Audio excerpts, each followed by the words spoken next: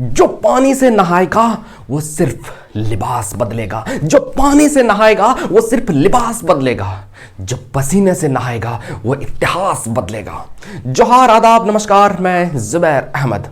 दोस्तों, जिंदगी में ना बहुत दुख आती है, बहुत दुख आती है, बहुत दुख आती है। लेकिन इस दुख को दूर करने के लिए, इस परेशानी को दूर करने के लिए आपके पास क्या ऑप्शन है? इस परेशानी से निपटने के लिए आपके पास क्या तैयारियां हैं? इस परेशानियों को दूर करने के लिए आपके पास कौन सा हथियार है जिससे आप लड़ सकते हैं और मुसीबतों से टकरा सकते हैं, मुसीबतों को दूर भगा सकते हैं और अपना खुशहाली को वापस ला सकते हैं? जो सपना आप देखते हैं, अपने सपनों को सच कर सकते हैं।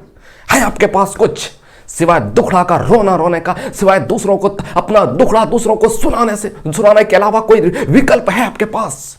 नहीं है विकल्प कोई बात। अगर विकल्प होता तो लोगों के सामने रोना मत रोते। अगर विकल्प होता तो लोगों को अपना दुखड़ा न सुनाते। अगर आपके पास विकल्प होता तो लोगों को जो है ना, लोगों के सामने अपनी परिस्थितियों का, अपनी हालातों से अवगत न कराते, अपनी हालातों से रूबरू न कराते।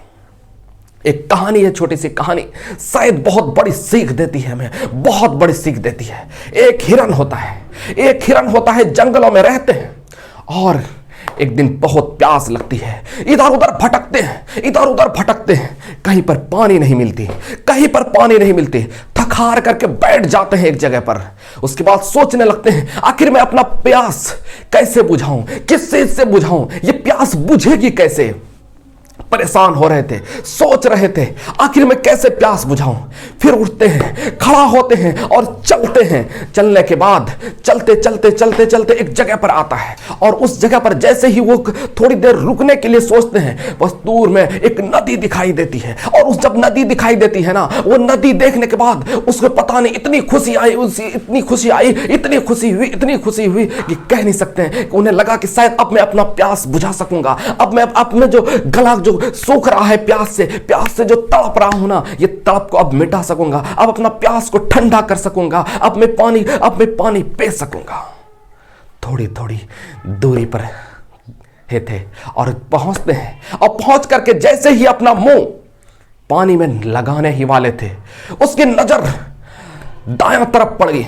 राइट साइड उसकी नजर पड़ी तो देखता एक शिकारी तीर और धनुष लेकर के उनके ऊपर निशाना मार रहा है।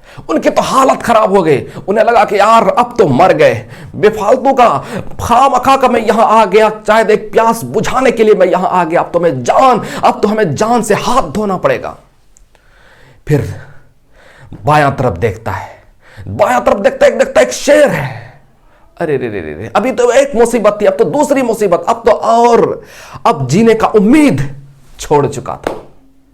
उसके बाद सोचा कि पीछे मुड़ करके भाग जाएंगे, पानी नहीं पिएंगे। पीछे मुड़ा तो जंगल में आग लगी हुई थी। अब तो जाए कहां? दाएं देखता है जो शिकारी, बायां देखता है तो शेर, पीछे देखता है तो जंगल में आग लगी हुई थी, भीषण आग। मौत तो पक्की थी उनकी।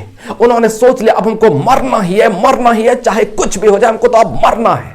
जब मरना है तो पानी पहले पी लेंगे, उनके बाद चाहे शिकारी के हाथों मरे, चाहे शेर के द्वारा मरे, चाहे वो आग में जल करके मर जाए, लेकिन अब तो मरना है तय। पानी उन्होंने पीते हैं। जब पानी पी रहे होते हैं ना, कुदरत का करिश्मा देखिए। जब पानी पी रहे होते, हौसला बुलंद, मौत आंखों के सामने देख रहे हैं कि हमको अब मरना है, लेकिन हौसला फिर भी बुलंद है। वो सोचते हैं कि शायद मौत अब पक्की है तो फिर डरना क्या। पी रहे पानी, कुदरत का करिश्मा हुआ, बादल आई और इतनी बारिश हुई। उस बारिश में ना वो शिकारी जब तीर चलाते हैं, वो हिरन को नहीं लग करके शेर को लग जाता है। और जब शेर को लग जाता है तो शेर उस पर अटैक करने के लिए दौड़ते हैं और उस बारिश की पानी की वजह से जो जंगल की आग ठंडा हो जाती है। एक झटके में मुसीबत गायब हो गई। लेकिन उन्होंने हौसला नहीं हारा, उन्होंने हिम्मत नहीं हारा, उन्होंने इस मुसीबत के सामने माथा नहीं टेका, इन मुसीबत के सामने झुका नहीं। तो उनका मदद भी गॉड करते हैं, उनका मदद भी ईश्वर करते हैं।